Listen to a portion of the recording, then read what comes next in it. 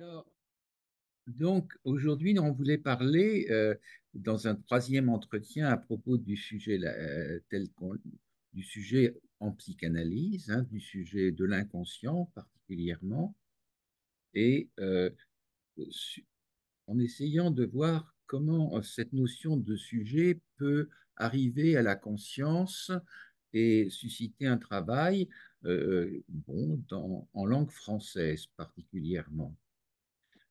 En France, il y a diverses circonstances dans lesquelles on peut entendre le mot sujet. Moi, il me semble qu'une des premières, c'était quelque chose qui est moins fréquent maintenant, mais on disait souvent à un petit enfant, tu as un bon sujet, tu as un mauvais sujet. C'était quelque chose qui parlait d'une personne, hein. Donc le sujet, c'était bien une personne, hein. C'était pas une matière, hein, et ça n'était pas une loi logique, hein. Donc, après, il y avait l'analyse grammaticale. L'analyse grammaticale, c'était déjà un petit peu plus une loi logique quand même, hein, puisque il s'agissait de donner à un sujet qui pouvait très bien être une matière, par exemple, hein, un attribut et puis faire part de ce qui lui arrivait à cet objet. Donc, ça, c'était quelque chose qui était le, le, le sujet de l'analyse grammaticale. Bon, la Terre est ronde. Voilà, hein. Ensuite, il y a le sujet du roi, sujet qu'on apprend en histoire et qui, effectivement, est une personne, lui aussi, visiblement, mais qui est beaucoup de personnes. Tout le peuple, il est sujet du roi. Ah oui, oui, oui. Et il y a et puis alors bon bah donc on a là déjà pratiquement tous les éléments qui vont caractériser le sujet que je reprendrai tout à l'heure, hein. Et puis après, eh bien le sujet, ça devient le sujet de l'écrit, de la rédaction, de l'écrit, de la dissertation. Tu as fait une bonne dissertation parce que tu étais complètement dans le sujet, ou bien tu n'étais hors sujet, donc tu auras une très mauvaise note, hein. Et ça, c'est quelque chose qui fait du sujet, en quelque sorte, un jugement qualitatif quant à la qualité de la pensée. Et ça fait surtout du sujet un objet. Et ça fait du sujet un objet, bien entendu, complètement. Et puis, finalement, quand on fait, disons, une formation vers une profession médicale, pédagogique, ou que l'on va avoir eh bien, ce sont les sujets que l'on va avoir à examiner pour les enseigner, pour les guérir, pour les surveiller, etc., hein. Et effectivement, le sujet est à ce moment-là bien caractérisé dans une chose très particulière qui est, il est sujet de l'observation par un observateur extérieur.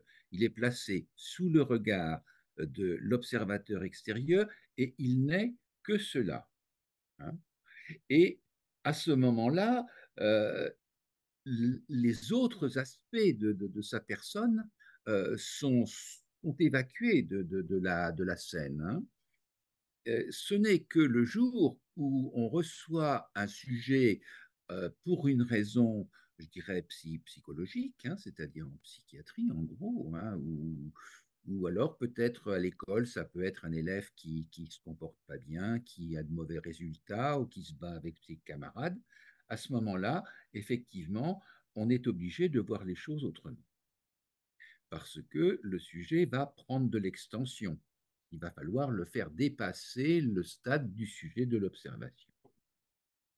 Alors après, quand on voit ça après l'école, si on peut dire, à la fin du secondaire, quand on entend dans le mot deux définitions du sujet. Voilà. Alors, donc, après avoir énuméré un petit peu les différentes circonstances dans lesquelles un enfant peut entendre le mot sujet, hein, j'en étais à cette espèce de duplication du mot, hein. D'une part, le sujet, c'est ce qu'on soumet à notre réflexion, hein, ce à quoi on pense quand on pense. C'est ce dont il s'agit dans les discours, dans les conversations, dans les études scientifiques, dans les écrits philosophiques et évidemment dans les livres de psychologie. Et à ce moment-là, ce sujet-là, c'est la cause, la raison ou le motif dont on parle. Dans cette perspective-là, dans la perspective que nous avons, nous, on ne parle pas tellement de ce sujet. On parle d'un autre sujet qui est une personne indéterminée dont il est question dans notre étude, dans notre examen, et en particulier dans le cas d'une séance d'analyse. Donc, en quelque sorte, le sujet que nous avons, ce n'est pas le sujet auquel on soumet notre réflexion d'habitude d'une manière scientifique, si on peut dire, hein, c'est le sujet qui est indéterminé, bien sûr, mais dont on va essayer de voir ce qu'il vient faire, hein, parce qu'il est dans notre cabinet de psychanalyse.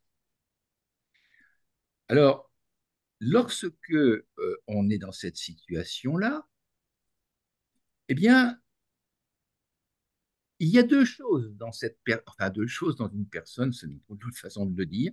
Il y a d'un côté une personne qui pense et qui parle, et qui est souvent conçue par certains psychiatres ou par le toubib comme le cobaye. Il parle, il cause, on écoute ce qu'il cause, et puis on va voir si ça va se ranger dans une maladie, dans une catégorie. Et de l'autre, il y a la parole. La parole qui est émise par la personne cobaye, qui est le sujet de notre observation, cette parole. Et elle a pour substrat le sujet de quoi?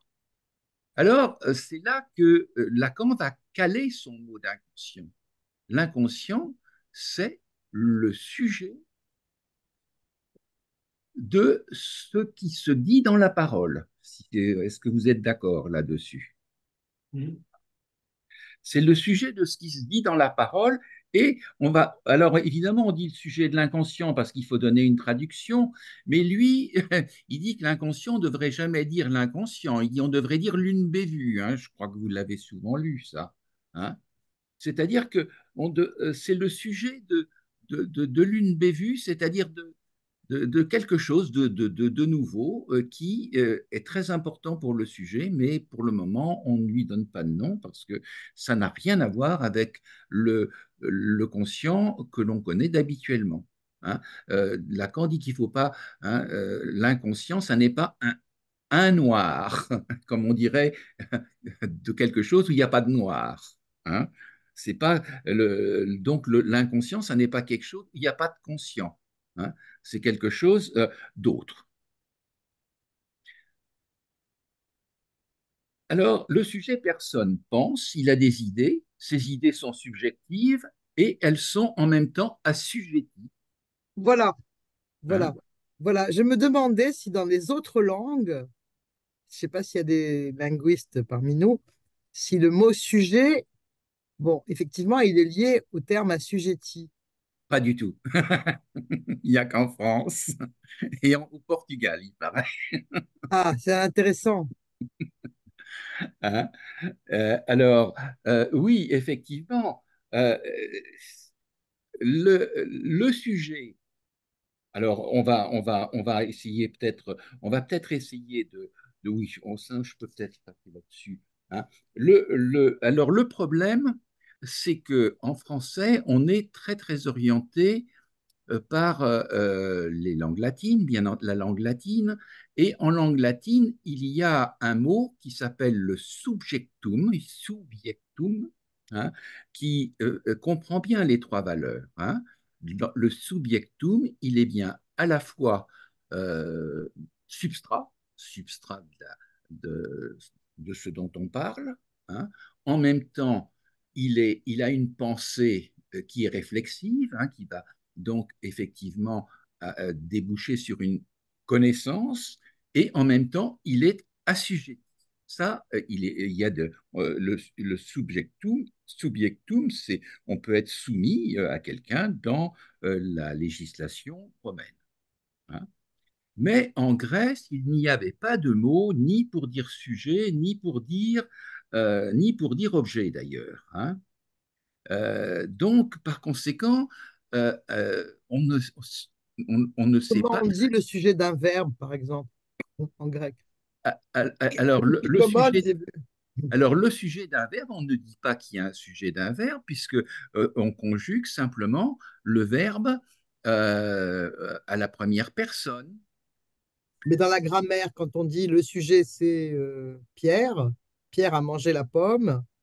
Alors, je ne sais pas, dans Amo Ama Sabat, Amo, ça veut dire j'aime, mais il n'y a pas de sujet. Nous, on met le J parce que on veut remplir la phrase, mais les latins n'en ont pas besoin du J. Oui, mais si c'est Pierre qui aime Paul, Pierre est Alors, le sujet. alors, si c'est Pierre qui aime Paul, Pierre aime Paul, alors grammaticalement, oui, mais ça n'est pas le sujet de l'analyse, là. Non, mais juste en grammaire grecque, comment on dit? Ah, ah, tiens, je me rappelle plus. Euh, non, alors comment on dit le sujet? Euh, oui, c'est vrai, c'est le nominatif, hein, c'est le nominatif, le sujet, hein. Il y a le sujet, c'est le nominatif, et puis il y a le verbe et le complément d'objet direct ou indirect, le datif ou la. Je vois dans le Google Translate upékomeno, hypo, hypokemeno. Ah non, voilà. Alors le mot euh, hypo, comme Enon, ça, c'est autre chose. Alors, on va peut-être y venir tout à l'heure. Pour les Grecs, c'est quelque chose qui est complètement le substrat, hein. L'hypokéménon, c'est le substrat. C'est ce qui est derrière la matière, hein. On va revenir là-dessus tout à l'heure, hein, parce que justement, pour parler des personnes, ils vont être obligés d'utiliser d'autres notions, hein, que celles de sujet. Euh, alors, alors, au départ, que ce soit alors là en français, en grec ou en latin, on a trois verbes. L'un parle, qui est le verbe essayer, être, et qui effectivement euh, est un verbe qui peut être, qui peut concerner une matière ou un mouvement ou une énergie, hein.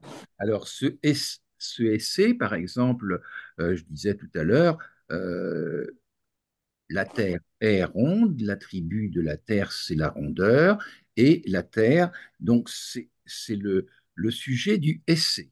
La Terre est. Alors, Donc c'est un peu une copule en fait. c'est ça, voilà, c'est Ouais.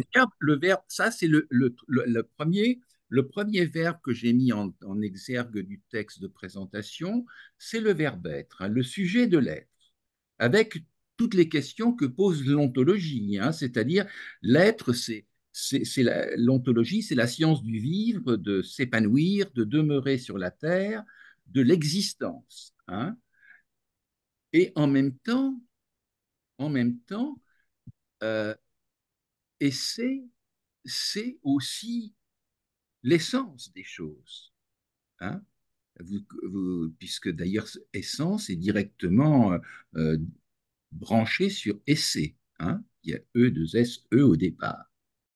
Alors, en fait, donc les Grecs, du fait il n'y a pas d'article là-dedans, ils vont par exemple euh, être amenés à faire une différence entre l'essence et l'existence.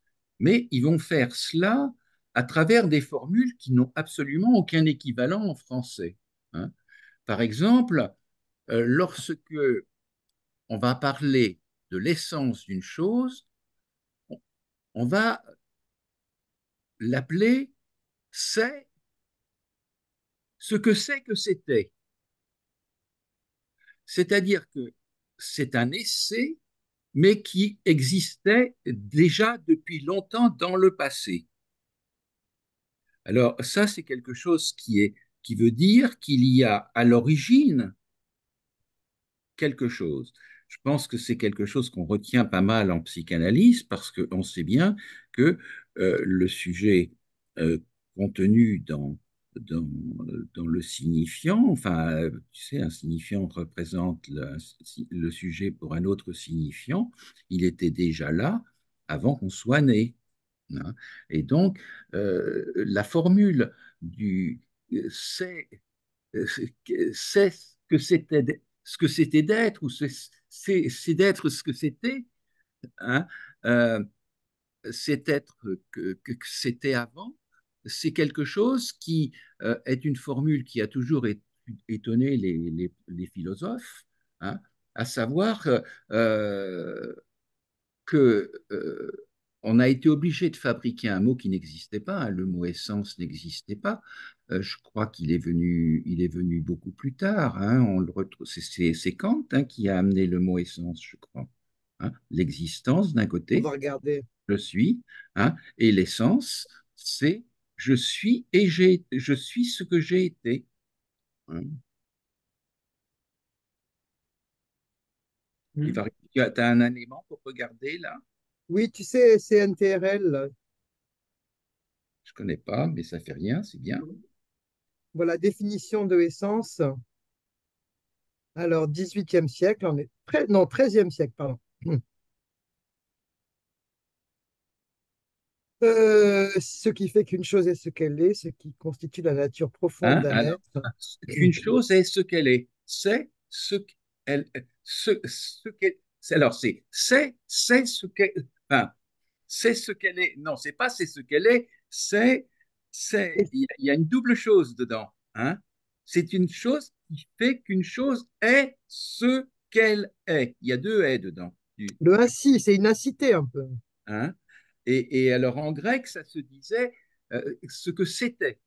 Il mettait ça à l'imparfait, hein, parce que c'est quelque chose qui resterait constant dans l'essence, hein. Voilà, L'essence, chez les scolastiques, c'est marqué ce qui fait la permanence de l'être par la opposition à permanence de l'existence. l'être, voilà, hein, depuis l'avant, hein, Et depuis en l'an. philosophie contemporaine, c'est un bon dictionnaire, hein, c'est, je Comment te tu donnerai le l'appelles? lien.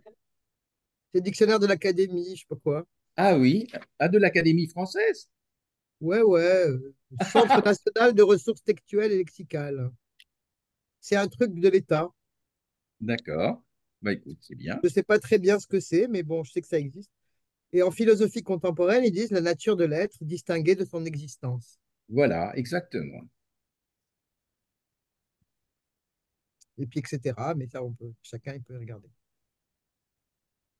Alors ça, c'était pour puisqu'il y a trois verbes, hein. Le premier, c'est le verbe être. Alors ce verbe être, donc, on en traite en gros par l'hypokeiménon, hein. L'hypokeiménon, c'est effectivement le substrat, et ce substrat, effectivement, il va parler de ce qui était au-dessous euh, enfin, du sujet en tant qu'il était au-dessous au départ et qu'il est au-dessous encore maintenant de ce dont on parle, de ce qui est, hein. Ce qui est soutenu par un substrat.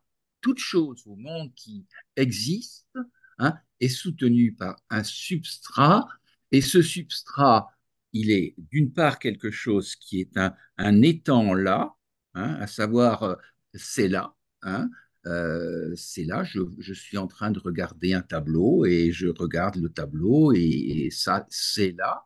Et puis, en même temps, c'était là, c'est-à-dire que c'était là, c'est pour que le sujet regardant ce tableau, bien entendu, ça ne se limite pas à regarder ce tableau, il y a tout un contexte qui était là avant et qui le fait regarder ce tableau. Enfin, et puis il y a toute une histoire aussi. On rejoint ce que nous disait à propos d'Hegel, hein, la notion, l'importance que Hegel a attachée à l'histoire, hein, c'est-à-dire que le sujet ne peut pas être détaché de son histoire, hein. Et je crois que ça rejoint cette formule que je disais tout à l'heure. Cet imparfait du sujet, hein, c'est le temps de l'histoire. C'est le temps pendant lequel le sujet se fabrique, hein. S'était fabriqué, puisque c'est un imparfait, hein, c'est pas quelque chose qui est présent, évidemment. Et c'est quelque chose qui se fait dans la diachronie aussi, ça c'est très important, et qui va se découvrir aussi dans la diachronie, dans l'analyse, hein. Alors le deuxième verbe avec lequel on a affaire, c'est le verbe nosser. Nosser, c'est le sujet, deuxième version du sujet, le sujet de la connaissance. Alors, le sujet de la connaissance, il concerne aussi bien les scientifiques qui s'intéressent, par Vous écrivez exemple, à N-O-C, N-O-C, ça s'écrit comment? Nosce, Ah le oui, comment ça s'écrit? Nosco, comme Cognosco. cognosco, oui, cognosco, Oui, hein, ok. nosce, N-O-S-C-E, hein, c'est cognosco, hein, c'est connaître, c'est naître, c'est connaître, hein, c'est le, donc c'est le verbe qui désigne la connaissance, hein. Alors, je connais, hein, nosce, c'est connaître, et nosco, c'est je connais, hein. Alors, qui concerne aussi bien évidemment les scientifiques, hein, la connaissance de la métallurgie, la connaissance de la médecine, la connaissance de différentes choses, hein, et évidemment, ça nous concerne tous parce que nous, même si on n'est pas physicien, chimiste, médecin, etc., il y a des tas de connaissances qui nous intéressent. Je sais pas, moi, la connaissance du pêcheur, la connaissance du chasseur, la connaissance du charcutier, de tout, quoi. Enfin, hein. Et puis la connaissance aussi de chacun en tant que du connais-toi toi-même, hein, de Socrate. Hein. Non, pas de Socrate, de l'autre, hein, du connais-toi toi-même. Et effectivement, ça, c'est la deuxième versant du sujet, le sujet de la connaissance, celui qui veut connaître, hein. Et c'est de la fusion du sujet de l'être et du sujet de la connaissance que va résulter le cogito cartésien. Je pense, je connais, donc je suis. Et c'est. Ego, hein, einai, einai en grec, hein. Je, je suis, hein, et je connais. Alors, donc, ça, c'est comme tu disais, nosco, nosco en latin, hein, qui concerne donc tout le monde, hein. Et il y a évidemment un lien dans cette connaissance entre l'étude des phénomènes, qui est en quelque sorte une techné, une technique, hein, et la recherche de la vérité qui ne concerne que l'essence, hein. Il y a donc, en fait, le mot vérité, l'aletheia dont il est question, vous savez, Lacan en parle très souvent, hein, l'aletheia, c'est le non caché, hein, la levée du voile, hein, c'est le moment où il y a une levée de voile sur quelque chose. Eh bien, cette vérité, hein, elle implique l'essence, hein. Elle implique effectivement la prise en compte, hein, de l'histoire qui a précédé, hein, l'être là de la chose au moment où on l'examine. Et c'est évidemment cette deuxième euh, valeur, hein, de la connaissance, la recherche de la vérité, hein, qui va amener à l'éthique. Alors que la première valeur, la connaissance des phénomènes, n'amène qu'à la technique. Alors c'est intéressant d'ailleurs parce que le mot technique ne fait pas peur à Lacan, hein, qui parle de la technique psychanalytique, hein. Mais il parle aussi de l'éthique psychanalytique, c'est-à-dire Oui. que les deux doivent être mêlés. Et le troisième verbe, c'est le verbe veler, hein. Alors, veler, ça veut dire vouloir, hein. Velléitaire, ouais. Hein, c'est la volonté, hein. Et, et- et donc, c'est la volonté euh, de différentes personnes qui peuvent effectivement exercer un pouvoir, le roi, la volonté du roi, la volonté du destin, par exemple. Ça, c'est quelque chose dont on parle très très régulièrement quand les gens, quand on tombe malade et qui disent mais pourquoi moi ça m'arrive, c'est le destin qui me tombe dessus, c'est la volonté du destin et ce vouloir-là, ce veller-là est en balance avec le velet du libre choix, du libre arbitre, hein. C'est-à-dire que euh, le libre arbitre, c'est quelque chose dont il parle Lacan sous le nom du vel de l'aliénation, hein. Le vel de l'aliénation, euh, évidemment, est lié à l'interdit de l'inceste dont on a parlé la dernière fois, et qui barre et qui coupe le vœu, hein. Euh, bon, la bourse ou la vie, il n'y a pas de solution, hein. En tout cas, Il y a une perte, quel que il y a soit une le... perte, il y a une perte quel que soit le choix, hein. Donc, mais néanmoins, ce vellé, qui est en fait le verbe qui concerne le désir, hein, je crois qu'il n'y a pas d'ambiguïté là-dessus, hein, il a d'ailleurs été formulé par quelqu'un qu'on connaît moins, mais qui a écrit Volo ergo sum, hein, et qui s'appelle Mène de Biran et qui a écrit des livres assez intéressants, hein, pour expliquer que, en quelque sorte, en tant que sujet, dans le travail de découverte de soi-même, hein, il était très important de tenir compte de ce volo, non, de ce vélé, hein, de ce vouloir. C'est le même terme qu'on retrouve dans Kevoy. Oui, que Oui. veux-tu? Hein, que veux-tu? Exactement, c'est exactement le même terme, c'est le même verbe, hein. Alors, le che vuoi, il est italien et le velle, il est latin, mais c'est le même verbe, c'est la même chose. Que veux-tu? Que veux-tu? Et effectivement, c'est intéressant de repérer ça parce que Lacan a toujours très très bien travaillé cela, hein. C'est-à-dire que euh, à un moment donné, il dit que et- il faut, bon, entre VEL, VEL et VELLE, VE2LE, il faut faire attention à ce qui va se passer entre les deux, quoi. La question du désir. Parce que j'ai pas bien compris. Vel, c'est quoi alors, VEL? Alors, le VEL, alors c'est le VEL de l'aliénation. Alors, VEL en latin, ça veut dire où, hein, la bourse ou la vie, D'accord, ok. hein. C'est dans chaque instant du choix, hein, du libre choix, on a toujours effectivement un choix à faire, Oui, je hein. savais pas que ça se disait Veil.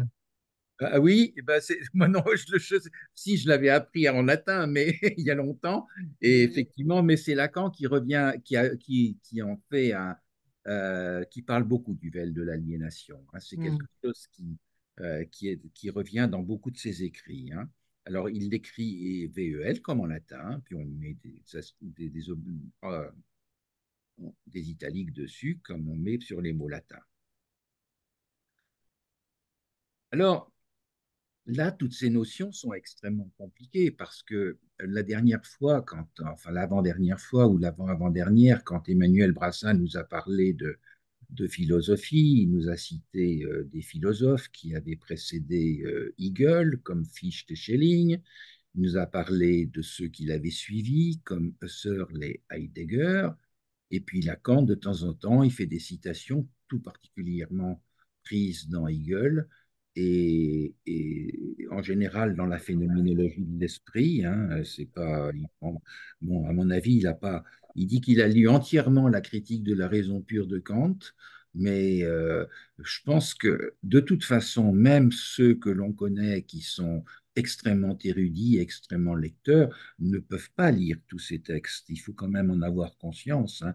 C'est peut-être pour ça aussi que les textes philosophiques sont difficiles à aborder, souvent contradictoires entre eux. C'est que quelqu'un, il va se mettre à étudier un philosophe donné, mais les étudier tous dans le détail, ça ne doit pas être absolument évident. Alors, Alors, Pierre, avant que tu passes à autre chose, oui, on peut revenir sur les verbes là. oui, parce que j'ai presque envie de poser une question naïve. Euh, bon, ces trois verbes, essayer, nocé, vélé, euh,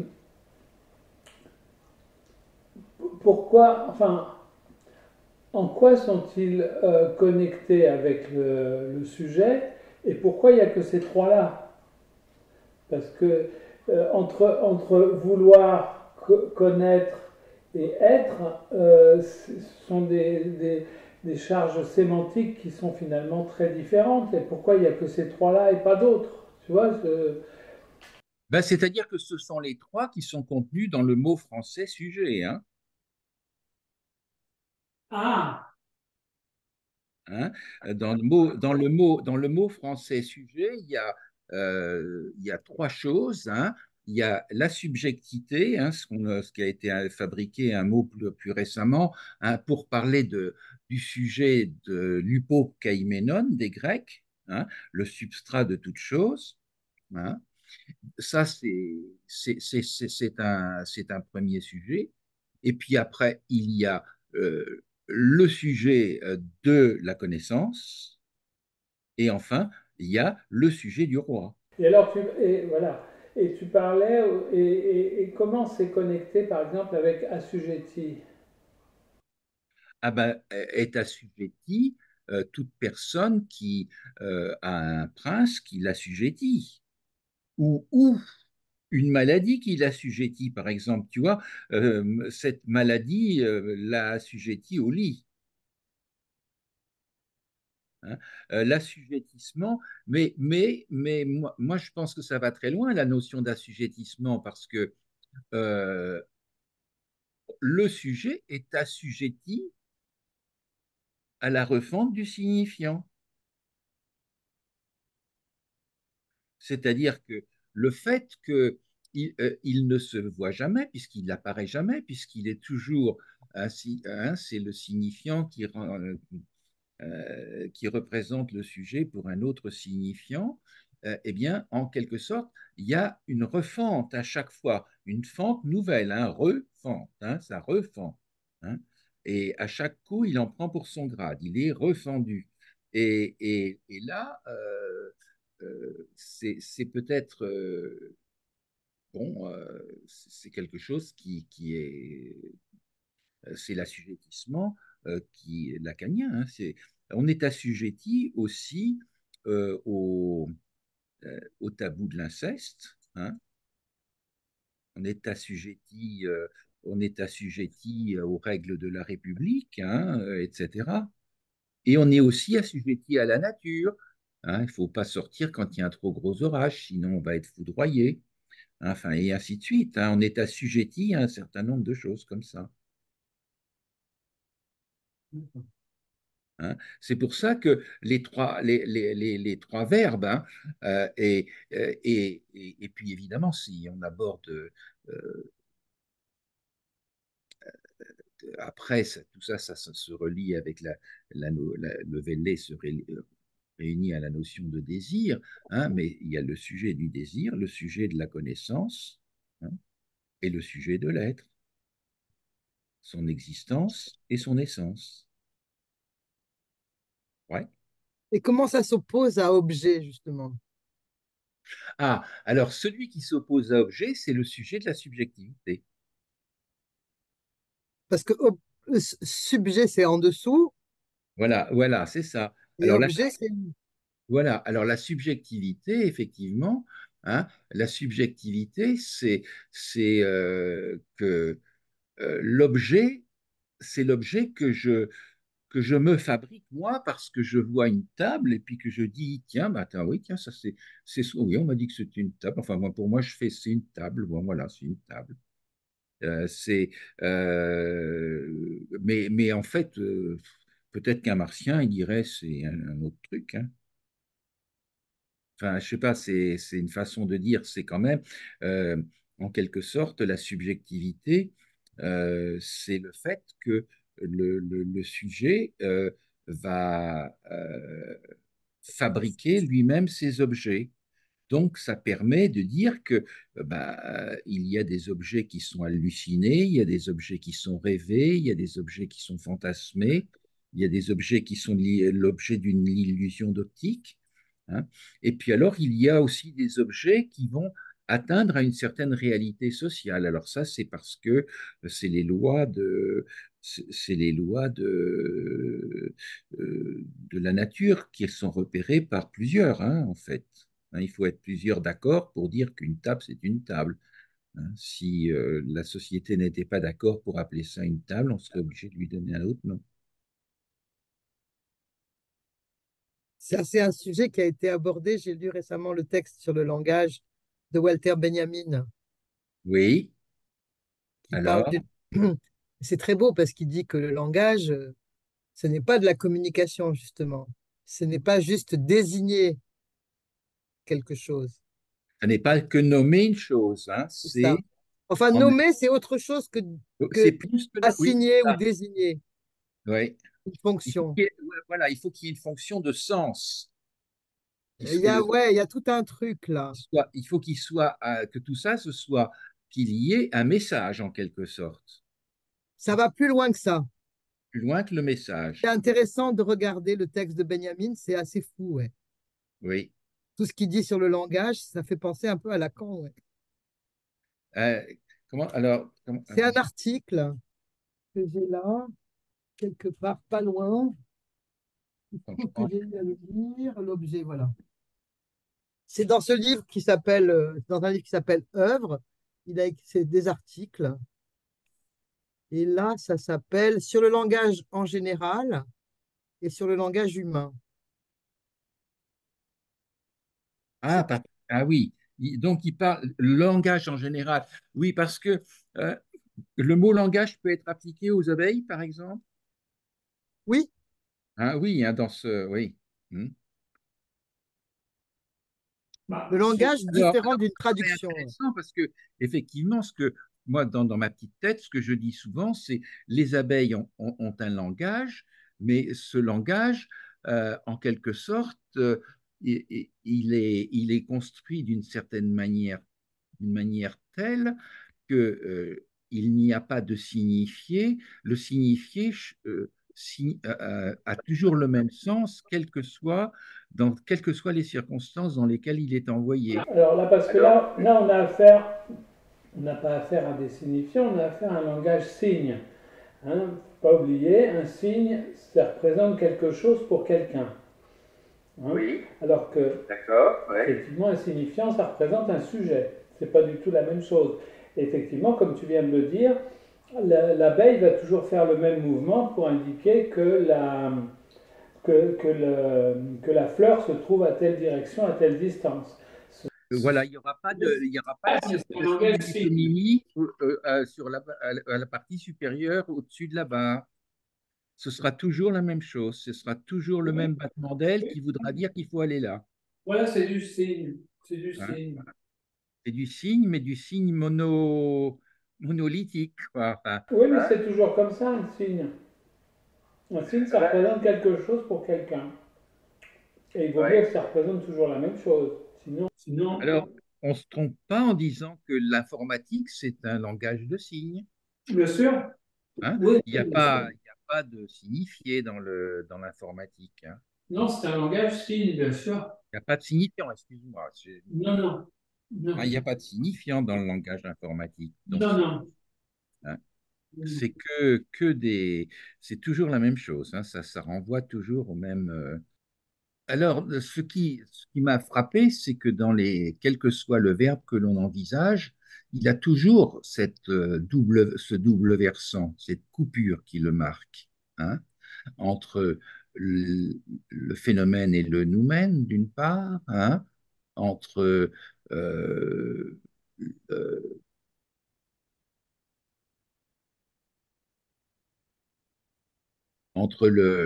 la connaissance scientifique, hein, et la connaissance de la connaissance de la vérité. Hein. Il y a deux choses qui sont dans deux topos complètement différents, hein, et qui ne sont pas accessibles de la même manière.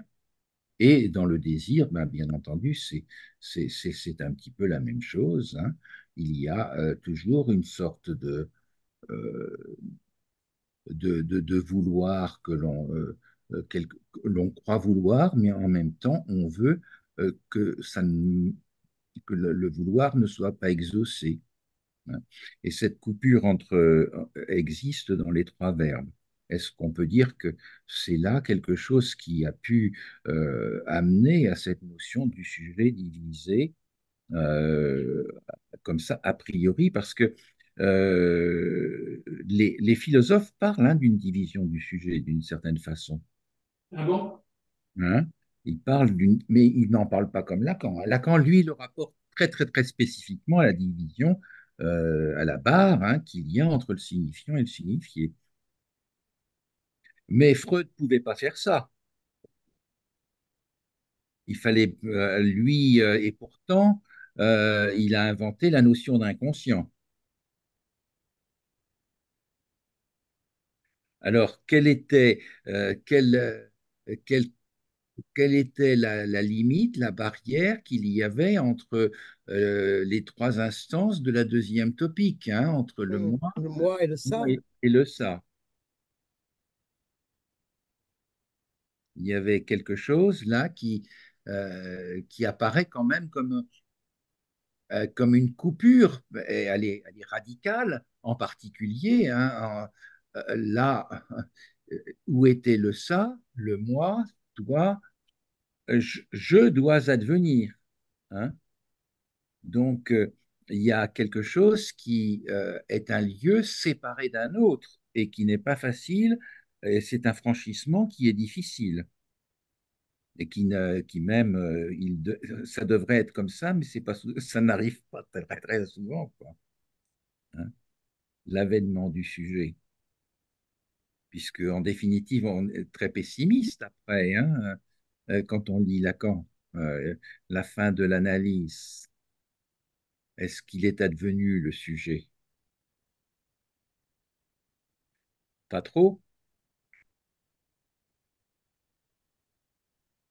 Il est en voie. Il, me il me semble que vous avez parlé à juste titre d'un signifiant représente un sujet pour un autre signifiant.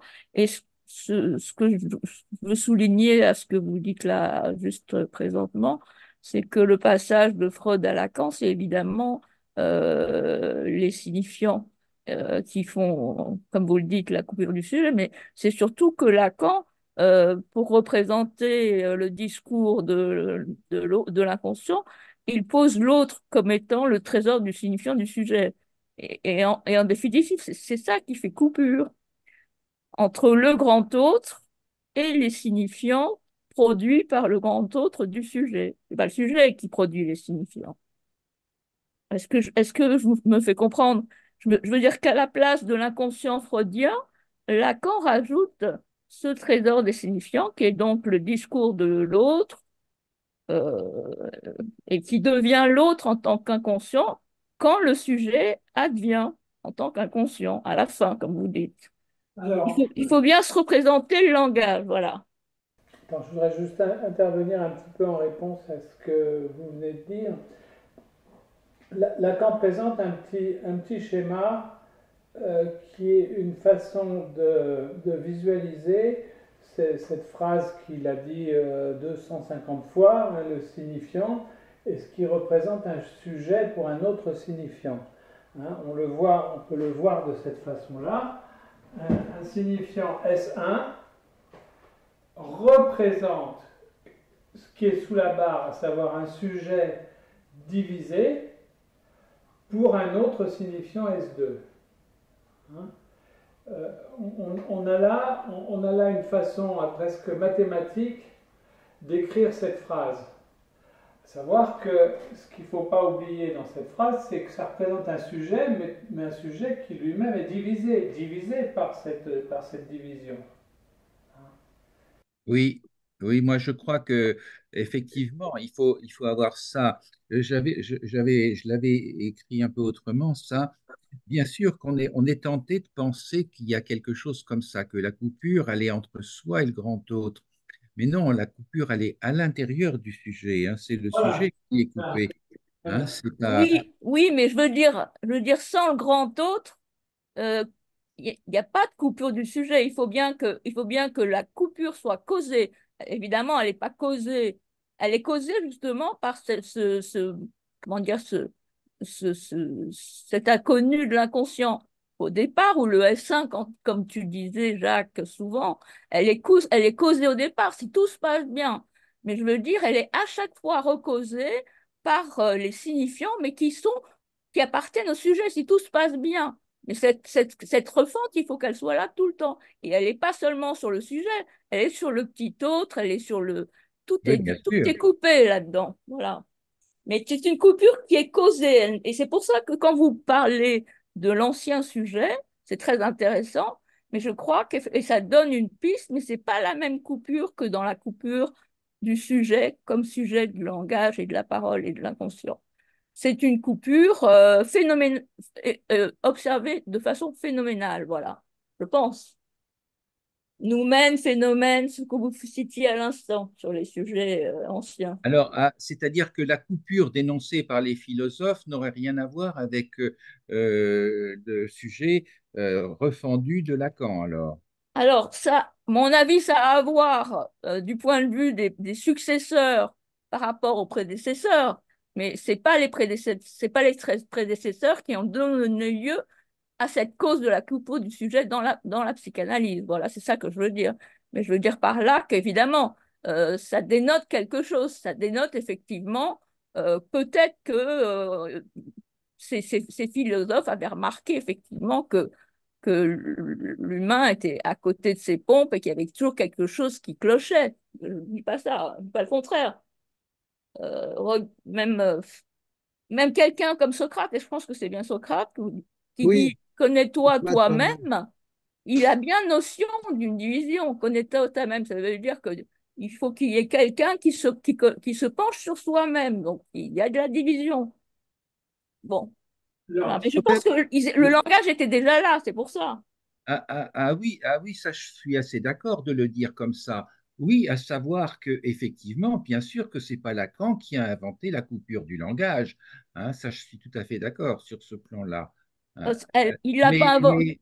Mais c'était la même chose, par exemple, qui incitait, qui montrait aux philosophes qui se sont penchés sur la question que, évidemment, il y avait toujours ben, en particulier chez Hegel, comme nous le disait Emmanuel l'autre jour, là, hein, il y a toujours d'un côté quelque chose, une expérience qui est vécue, et puis de l'autre côté, il y a le négatif, le contraire de cette expérience.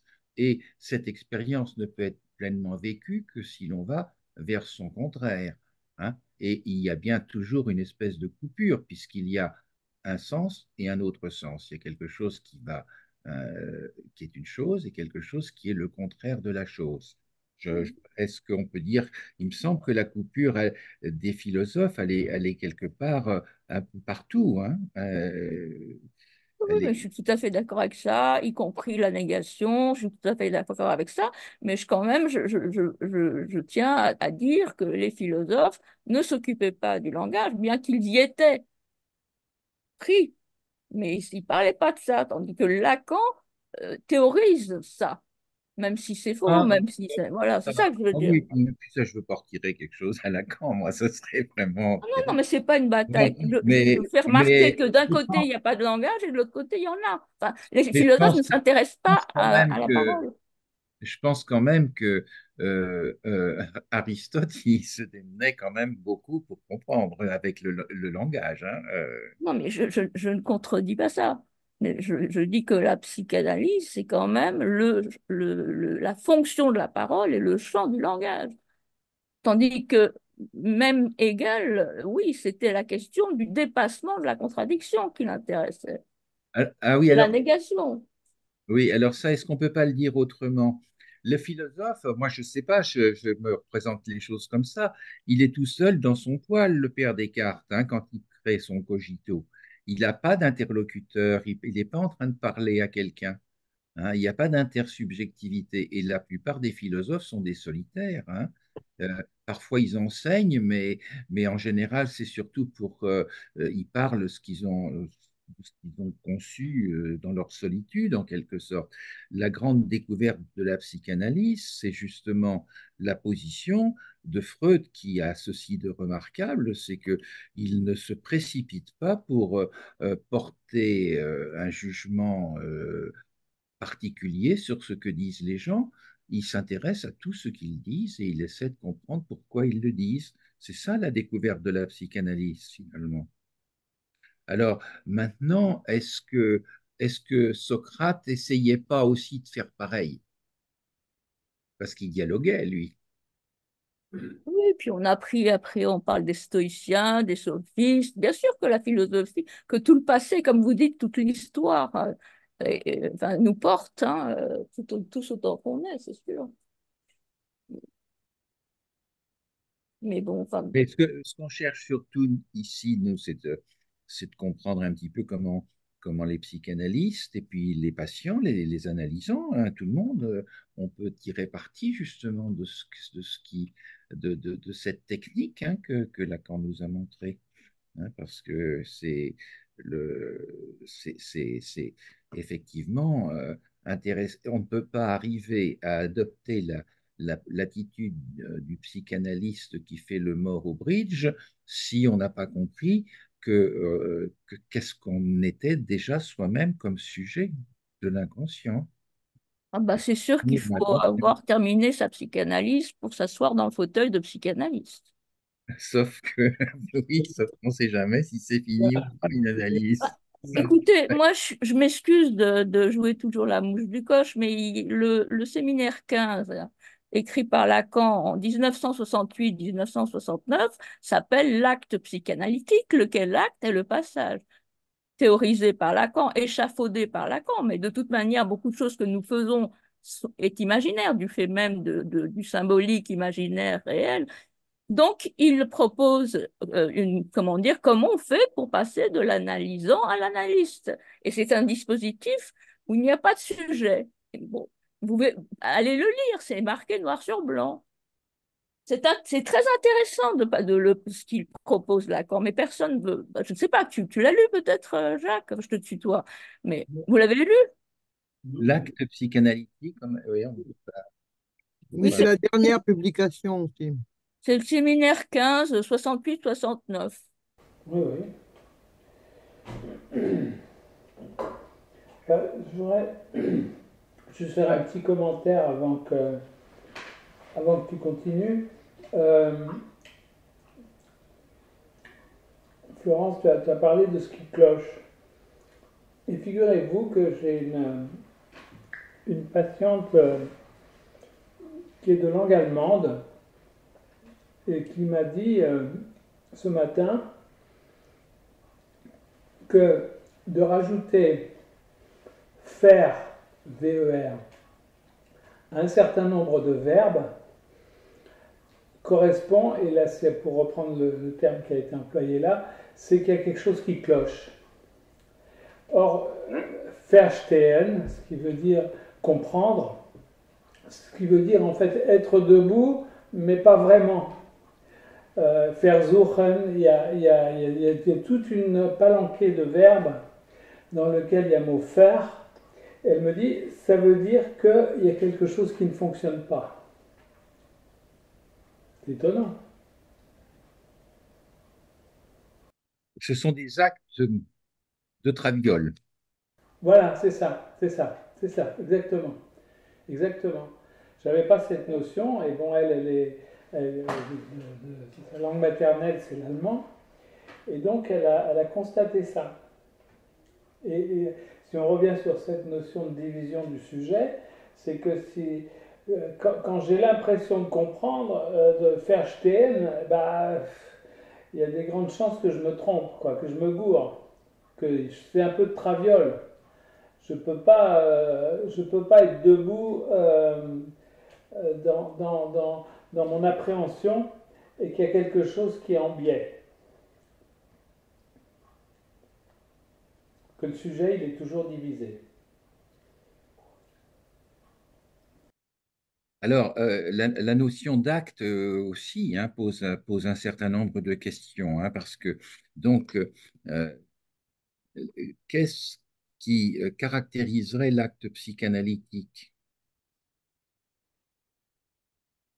Bon, alors, l'acte, est-ce que je réponds? Ah oui?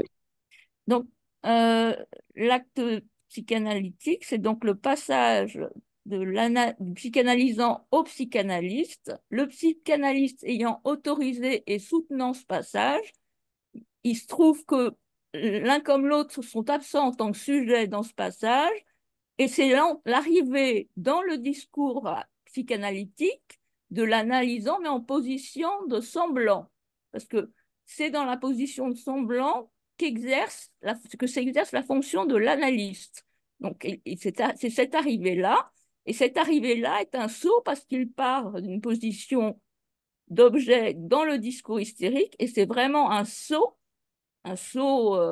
qui correspond, selon moi, à justement ce que vous disiez, Monsieur Belon, de là où c'était, je dois devenir, dans le sens où il y a une Vertreten, une transformation du sujet. C'est-à-dire que le sujet qui est sujet, comment dire, aliéné au langage, à un instant de séparation et devient un sujet du narcissisme primordial, comme dit Lacan, c'est-à-dire un sujet, comment dire, de l'énonciation. Un sujet, ça correspond au désir de l'analyste, c'est un sujet de l'énonciation, c'est un sujet qui parle sans même y penser.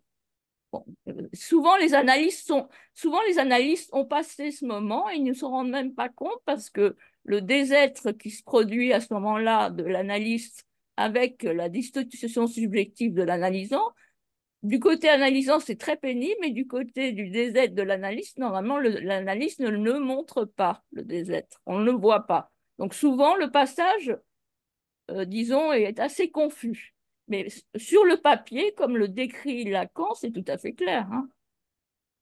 C'est-à-dire que c'est un passage tout bêtement du discours de l'hystérique au discours de l'analyste, de l'objet déchet à un objet agalmatique qui est donc en fonction d'analyste.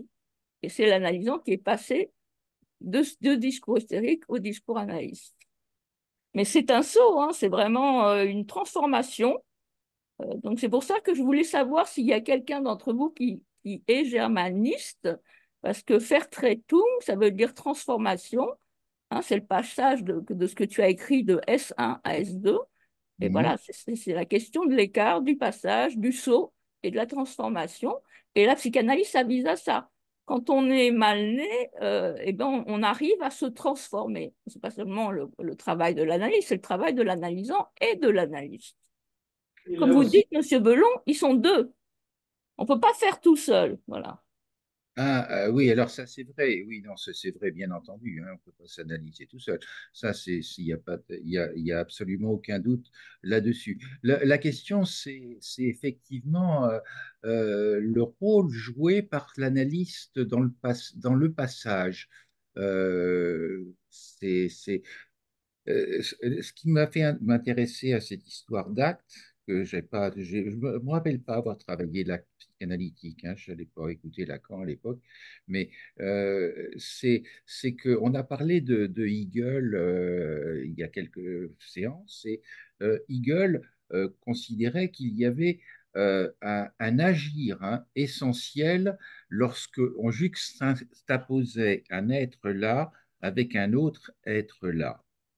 Hein, c'est-à-dire que moi, j'avais entendu ça comme euh, l'acte essentiel, c'était effectivement de suivre le trajet du signifiant.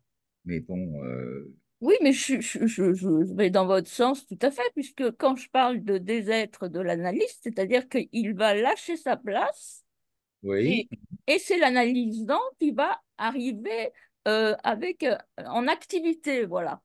Il y aura cet agir, justement. oui, ben ça, je pense C'est-à-dire que que, c'est propre à toute voilà. analyse, ça, hein. Mais la passe, moi, je suis pas. C'est compliqué. Mais ce serait parce il a toujours rappelé que la passe c'était Vertretung, Lacan. Non, ça c'est Frege, c'est fonction, la représentance de la représentation de Freud, hein, c'est l'affect, la pulsion. C'est la question de la pulsion qui se développe en objet, et le Vertretung, c'est effectivement une transformation. Et vous parliez d'aliénation, alors effectivement, dans le discours de l'analyse, vous allez retrouver l'aliénation, mais écrite à l'envers, puisque vous trouvez l'objet en position de semblant et le sujet en position d'autre ou de travail. Vous voyez ce que je veux dire? Travail, Lacan a bien mis travail, ça veut dire agir. Oui, ça c'est certain. Oui, oui, c'est certain que bien sûr qu'il faut qu'il y ait quelque chose. C'est pour ça qu'il y a nécessité de bien jumeler euh, la question du vouloir, hein, comme je le faisais tout à l'heure, avec l'être et la connaissance, hein. Pour connaître, il faut s'y accrocher et pour vouloir aussi, hein. Et effectivement, dans cette démarche, euh, euh, l'analysant a une position de travail à respecter, mais l'analyste aussi, hein. C'est pas facile de la fermer comme ça et de faire le mort.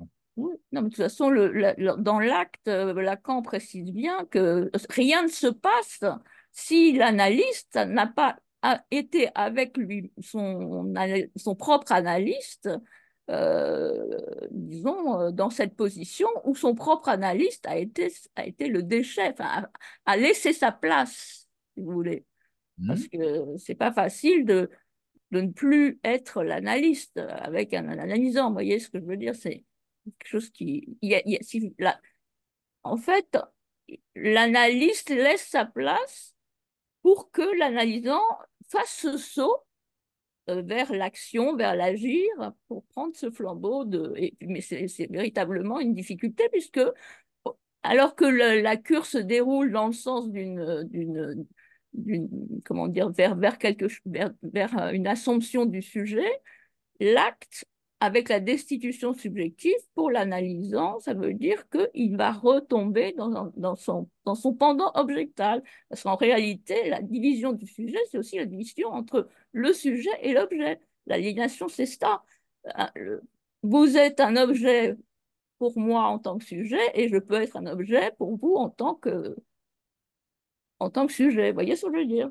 On est chacun objet et sujet. L'objet, le sujet est très meuble, il est très plastique. Voilà, en fait, en définitive, il est entre deux signifiants qui eux-mêmes sont insaisissables. Mais le sujet de l'analyse, in fine, il est très insaisissable, comme le montre le schéma là de Jacques au tableau. Il est en dessous, il disparaît, il y a un effet de sujet, il disparaît. Moi, je me rappelle qu'une fois, Jacques, peut-être avez-vous changé d'avis, as-tu changé d'avis, mais tu avais dit, moi, c'est bien simple, quand je suis en position d'analyse, j'écoute chez le patient au moment où il m'adresse la parole en tant que sujet ou en tant qu'objet. Oui. Oui, est-ce que je vois les choses autrement? Je sais pas. Bah, c'est sûr que dans mon travail, je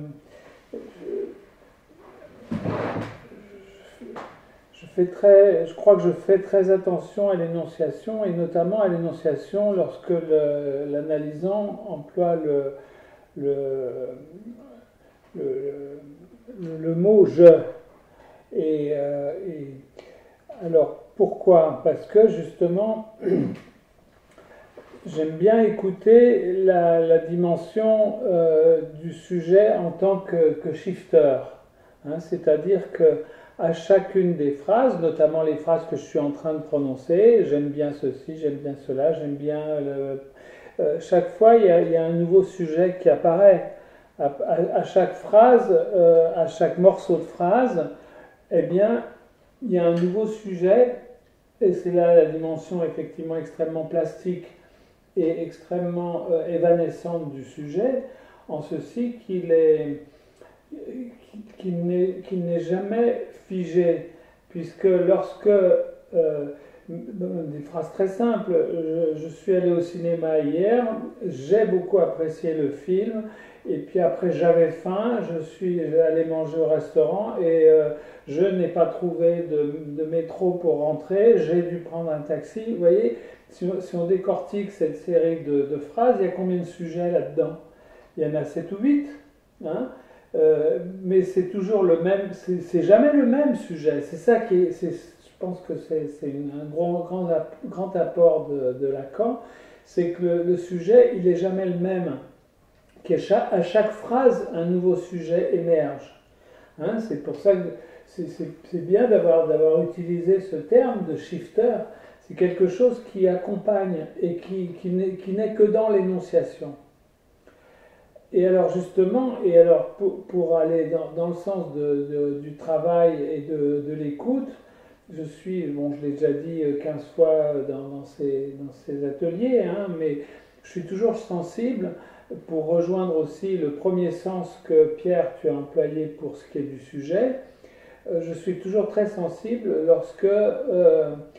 lorsqu'il y a une association du sujet syntaxique avec le verbe être. Parce que je suis, c'est la même chose que tu es, c'est-à-dire qu'il y a une dimension qui est complètement, qui va à l'encontre de la fonction de shifter. C'est-à-dire, je suis un voleur, je suis homosexuel, je suis, même maintenant, je suis un homme, je suis une femme. Ce sont autant de fonctions qui viennent heurter et violer la dimension subjective. Parce que le sujet, lui, il n'est jamais dans cette position-là. Dans aucun de ces jeux-là, oui. Voilà. Ce sont des verbes d'état, oui. Et c'est extrêmement long pour un analysant ou dans les entretiens préliminaires, c'est toujours extrêmement long pour un patient, un analysant, de réaliser cette dimension évanescente. Hein, je cite souvent cet exemple parce que je l'ai eu plusieurs fois de gens qui ont commencé l'analyse en me disant mais moi vous savez je suis homosexuel et qui après un temps plus ou moins long disent il se trouve que je préfère avoir des relations sexuelles avec des gens du même sexe. C'est plus du tout la même chose. Je suis, c'est terrible parce qu'en plus ça vient heurter complètement la notion d'éducation. Ah, tu es un mauvais élève, tu es un mauvais sujet, pour reprendre ce que tu disais, Pierre. C'est terrible. C'est terrible parce que ça fige.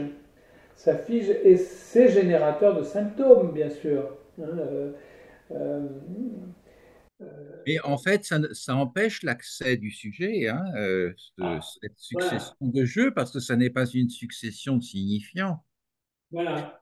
Enfin, tout au moins, ça dépend. S'il y a des signifiants, mais il faut éliminer les jeux pour parler des signifiants, puisque le jeu, là, n'est jamais insignifiant. Là, un autre exemple qui date de quelques jours, effectivement un patient qui est en début de travail, qui a beaucoup de mal à saisir la différence entre moi et je. Et, et à un moment, il a dit une phrase dans laquelle il y avait 3 fois je, et je lui ai redit, je lui ai dit, écoutez, regarde, voilà ce que vous avez dit. Oui, et alors je lui ai dit, là, il n'y a pas de moi, mais par contre, il y a 3 fois je. Et alors, ça l'a tellement touché qu'il m'a demandé de le répéter et il l'a noté. Il m'a dit, il faut que j'y réfléchisse. Et il a noté la phrase. C'est, Ce qui est pas du tout évident à repérer là-dedans, c'est cette idée que Lacan répète, mais sous toutes les formes, c'est que le sujet naît de la refente. Hein. Et si effectivement, dans cette succession de jeux, ils sont là pour empêcher la refente. oui, Hein, comment veux-tu dire qu'il est coupé? Il revient 10 fois pour te montrer qu'il est entier. Hein. C'est, ouais, c'est ça, c'est effectivement, euh, c'est là où effectivement l'analyste ne doit pas se laisser piéger avec ce faux jeu-là, hein, avec ces faux jeux qui ne sont pas du tout des expressions ouais. du sujet. Hein. D'ailleurs, d'ailleurs qu'il a aussi une autre expression, hein, le sujet, on ne lui parle jamais. Hein. C'est que Voilà. ça parle de lui. Voilà, exactement. Exactement. Il y a en permanence en français une méconnaissance ou une inversion de sujet-objet.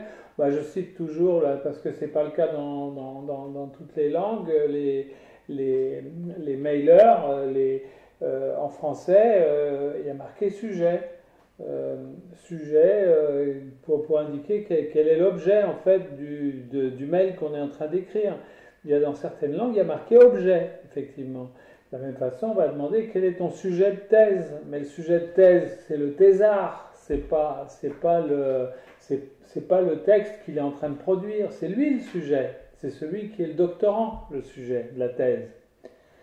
Et il vaut mieux être sur ce que c'est réellement, c'est-à-dire l'objet de la thèse. Alors pour répondre à la question qui était posée tout à l'heure sur où se situe l'objet et le sujet, ben, on le retrouve bien entendu dans le fantasme. Hein. C'est à travers le fantasme que se fait cette connexion. Et on peut presque dire que lorsqu'on dit que c'est un sujet, que cet objet, eh bien, on va l'appeler sujet de la thèse, eh bien, en méconnaissant que le sujet il se situe là et non pas ici, c'est tout à fait intéressant. C'est un abus de langage euh, qui n'est pas qu'un abus de langage, c'est un abus de position subjective également. Ouais. On confond sujet et thèse. Oui. Et thème, je veux dire, et thème. Oui, oui, bien sûr. Voilà, le thème, c'est l'objet. C'est C'est ça. comme l'objet d'amour, comme comme tous les objets qui sont attachés à ce sujet. Et là aussi, qu'est-ce qu'on voit effectivement? Pourquoi il est barré? Toujours cette question qui revient toujours, parce que c'est cette structure de la relation. C'est le propre de la relation à l'objet, à savoir que là, cette dimension fantasmatique, eh bien, elle aussi évanescente. Le fait que mon objet de désir perde son charme, eh bien, pourquoi il perd de son charme? Ou quelles sont les conséquences de cette perte de charme? Eh bien, c'est bien, ça connote le fait que moi, en tant que sujet qui est un objet de désir, eh ben, je suis en tant que sujet, je suis divisé, puisque c'est cet objet de désir.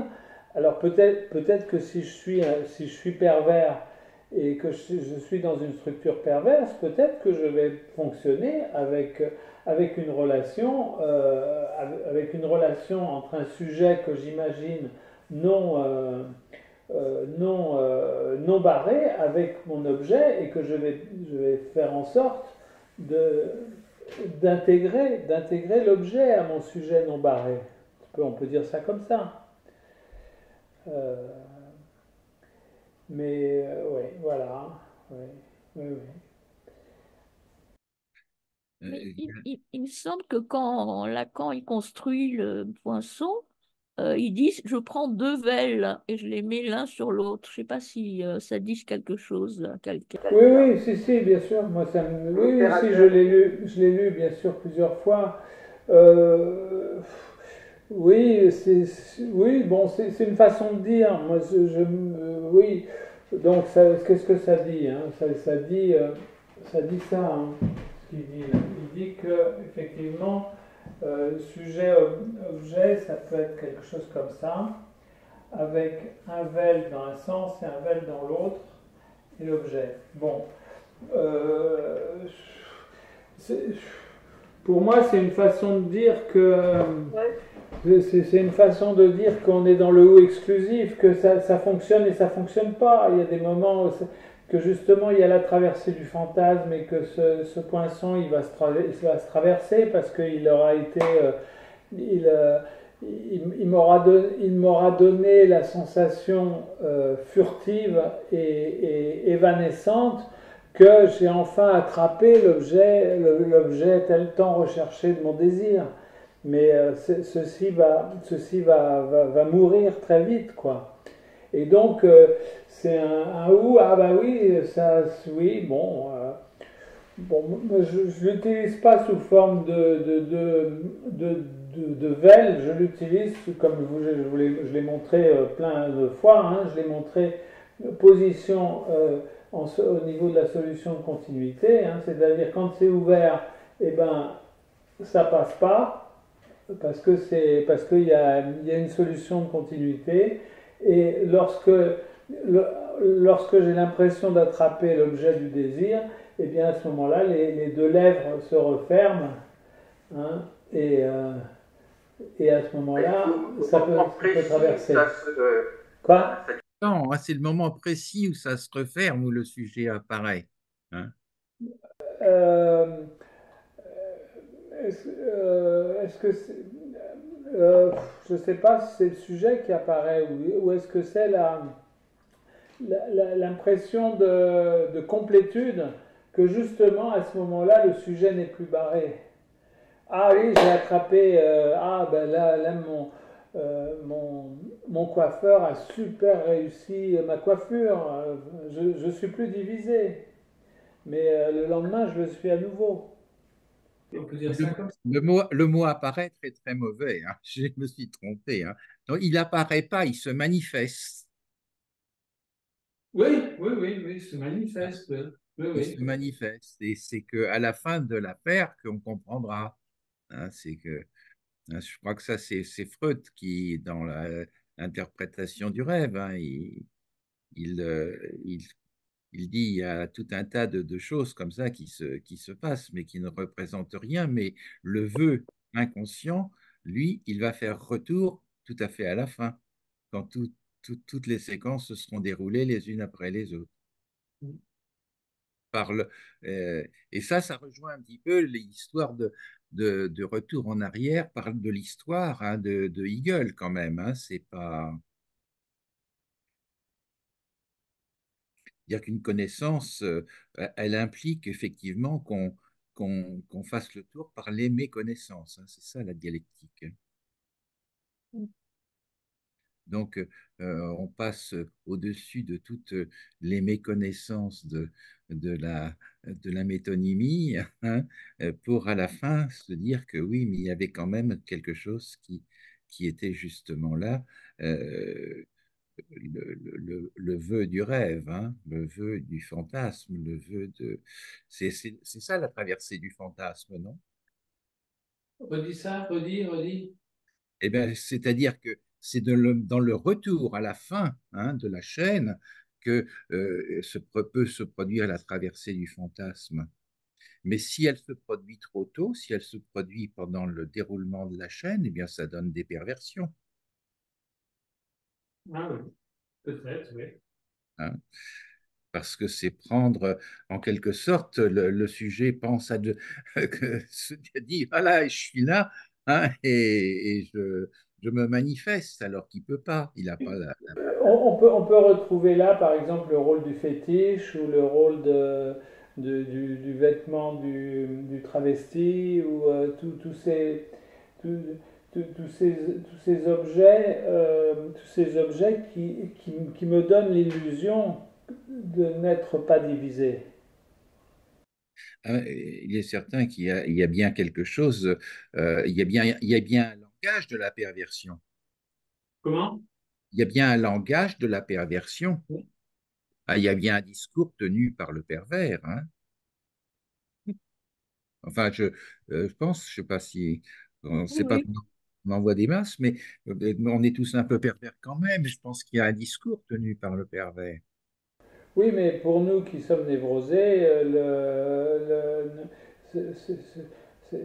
la dimension perverse, elle tombe sous le coup du refoulement, hein. C'est pas tout à fait pareil. Et Ah oui. effectivement, moi je remarquais que effectivement j'ai beaucoup de mal à parler des structures perverses, de pervers. Pourquoi? Parce que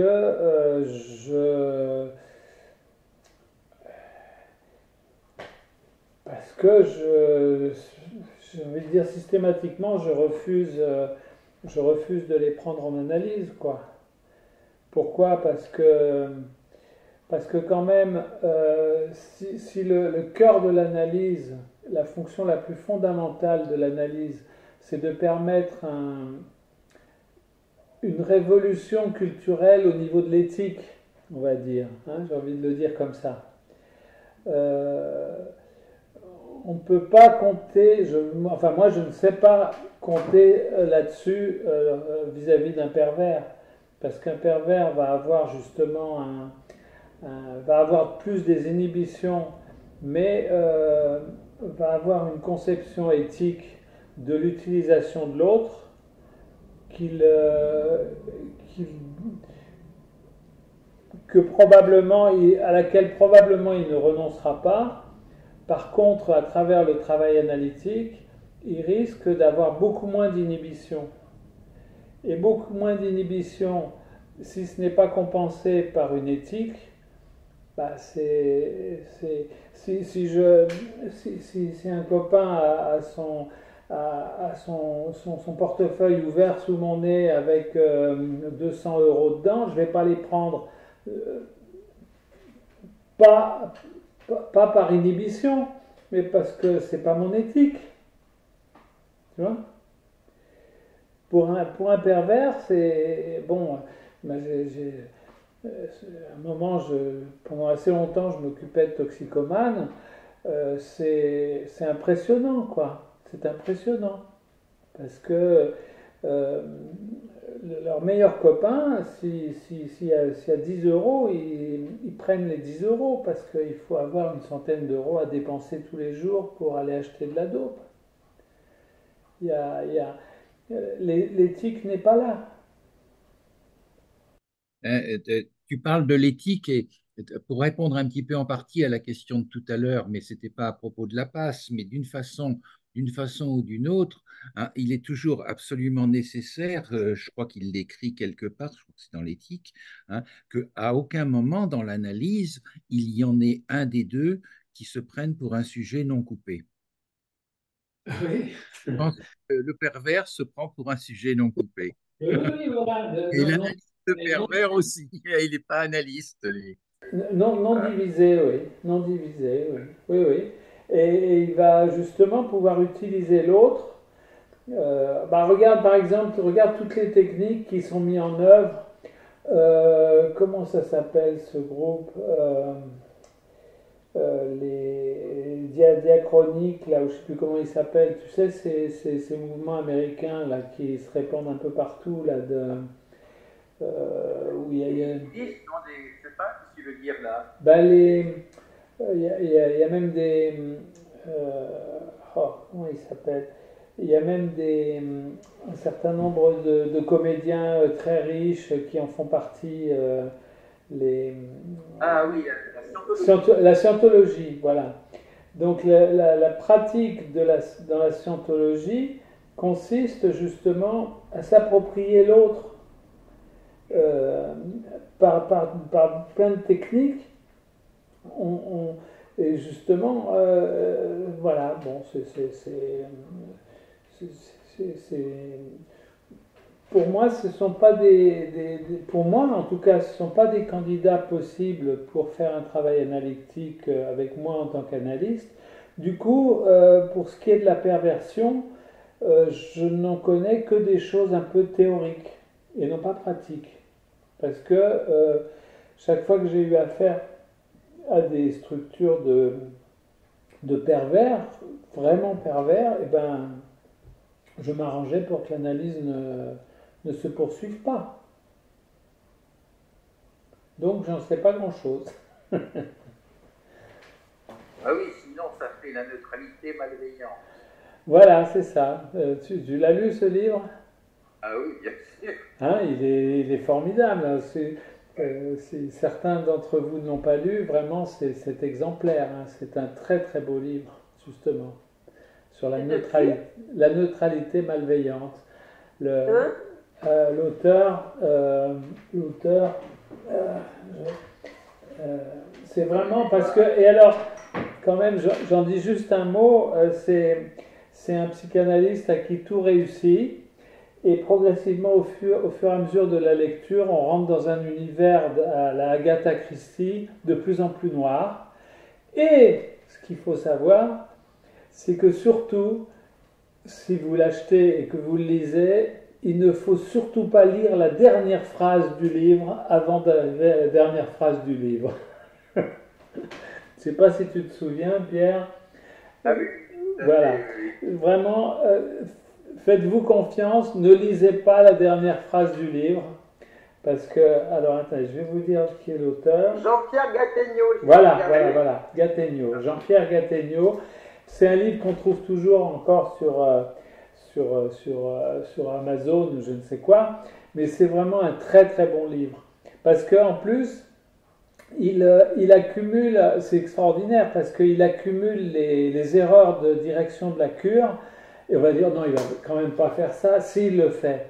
Et les conséquences des erreurs de direction de la cure sont parfaites. C'est-à-dire que c'est très bien fait. Je pense qu'il a dû faire une analyse, le Gattegno, hein, parce que d'accumuler autant d'erreurs et d'actualiser les conséquences de ces erreurs d'une façon aussi géniale, c'est formidable. Voilà. Ah tiens, alors, puisqu'on a presque fini, là, on peut en profiter pour dire deux, trois choses. Écoutez, j'ai vu également, alors pareil, dans le même ordre d'idée, j'ai vu un film il y a 2-3 jours, je ne sais pas si certains l'ont vu, ça s'appelle Dédale, au pluriel, les Dédales. Ça a à voir avec l'histoire de l'architecte qui s'appelait Dédale et qui a construit le labyrinthe pour planquer, pour planquer le Minotaure et on lui donnait des jeunes filles et des jeunes garçons à manger tous les ans. Et ce film est, bon, il y a une vision de la psychiatrie qui est un peu naïve, mais cependant c'est un film qu'on ne peut que voir 2 fois. Parce que tu vois le film une fois et il y a, je sais pas, je vais dire une dizaine ou une vingtaine de détails que tu ne peux pas voir.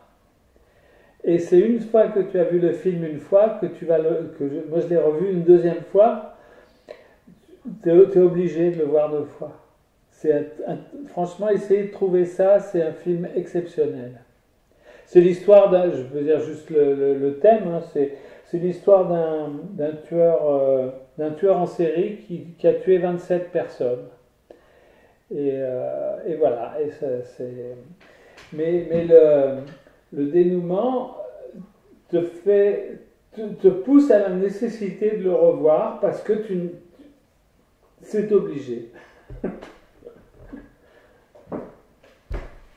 Voilà. Super. Oui, c'est vrai. C'est avec Lambert Wilson et puis je ne sais pas comment elle s'appelle, Testu, une très très bonne actrice. Hein. Testu, je crois, c'est ça? Oui, ouais. Oui, Elle est excellente dans ce film. Voilà. Bon, qu'est-ce que tu as d'autres choses à nous dire, Pierre, ou on a un Ah, peu fait le tour? les gens qui me connaissent, ils savent que ça pourrait durer jusqu'à demain Voilà, soir. voilà, voilà, voilà. Bon, Alors non, mais je pense que c'était intéressant parce qu'on a quand même pas mal débattu, on a donné des points de vue différents et ça nous éclaire les uns les autres, hein, et je pense que c'était très positif. oui, je peux rajouter, bon, bon, je l'ai dit, donc je redis une deuxième fois. C'est vrai que bon, j'ai toujours une phrase, elle vaut ce qu'elle vaut, hein. Je dis, la syntaxe ne ment pas. C'est c'est peut-être vrai, c'est peut-être faux, mais toujours est-il que ça m'aide dans le travail d'écouter la syntaxe et donc de trouver où se trouve le sujet dans chacune des phrases qui me sont dites. Et, euh, et ça, pour ça que ce qui m'intéresse le plus dans les différentes acceptions du terme sujet, c'est celui-là. C'est le sujet qui commence une phrase et qui se termine sur le point, avec les verbes, avec les actions, avec tout ce qui se produit en cours de route, quoi. Et avec le fait que, arrivé à la fin de la phrase, eh bien, il y a un nouveau sujet qui apparaît. C'est pas le même. C'est pour ça que la notion d'individu, c'est naïf et stupide. Individu, précisément. Individu, Voilà. ça veut dire non divisé. Non divisé. Hein. Ah oui. Ce qui est assez con. Personne, personne, vous savez l'histoire de avec le cyclope, hein, comment vous vous appelez? Je m'appelle si personne. Qui c'est qui m'a crevé l'œil? C'est personne. Hein, vous savez, là, dans voilà. Voilà, bref, c'est des. Cette dimension syntaxique, elle est importante, pour moi, en tout cas, dans mon travail. Du coup, on ne connaît jamais le sujet finalement, on ne connaît jamais quelqu'un. Voilà, voilà, oui et non, enfin, c'est-à-dire qu'à chaque phrase, tu en connais tu connais un nouveau sujet. Tu as en face de toi un nouveau sujet après chaque phrase. C'est ça qui On est vit à côté de quelqu'un sans le connaître. Ça, oui, ça arrive également. On peut le dire. Mais on en connaît non, mais justement, on est confronté à chacune des dimensions subjectives qui émergent dans chacune des conditions de la vie, dans ces nouveaux sujets qui sont, enfin, que je trouve passionnants aussi bien dans le travail analytique que dans le travail, que dans la vie courante.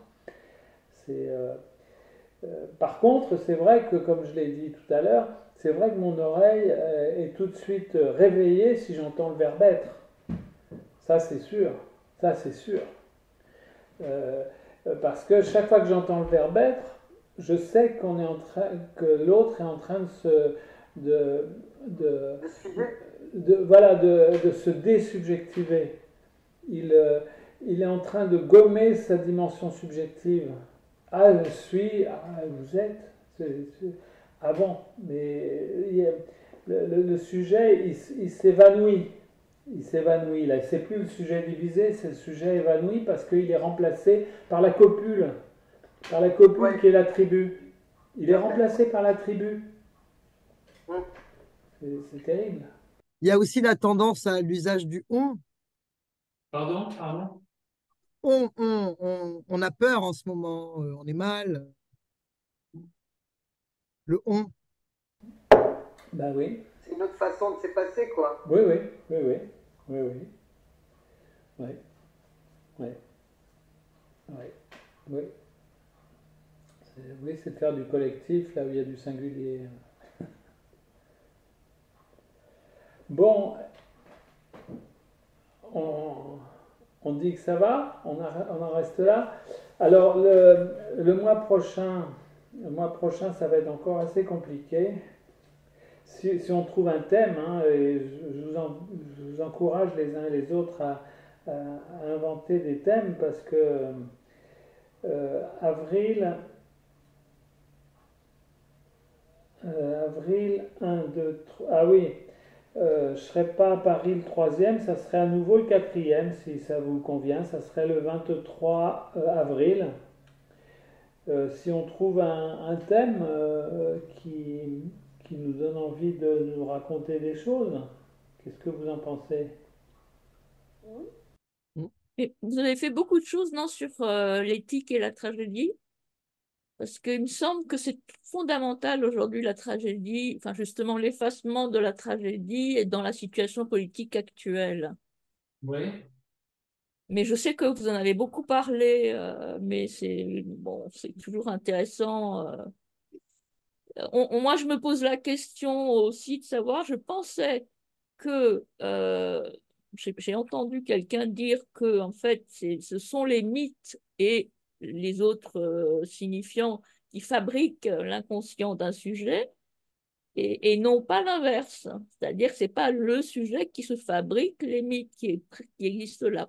Il y a quelque chose d'assez mystérieux. Je crois, pour moi, pour ma part, je serais assez tentée de croire que Freud et Lacan, en fait, inventent des dispositifs qui vont permettre aux psychanalystes de faire leur boulot, Oui. c'est-à-dire d'aider les gens, voilà. Et que tout un chacun fait ça, y Mais compris de la pratique à la théorie, d'inventer des dispositifs qui permettent d'aider d'aider le sujet. Enfin, le sujet, c'est un peu...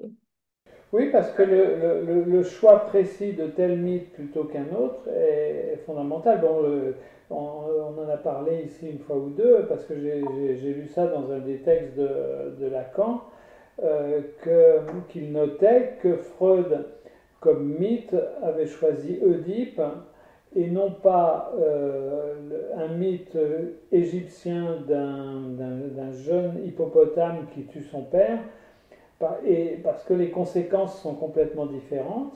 C'est un choix parce que Oedipe, il l'a fait à son insu en fait.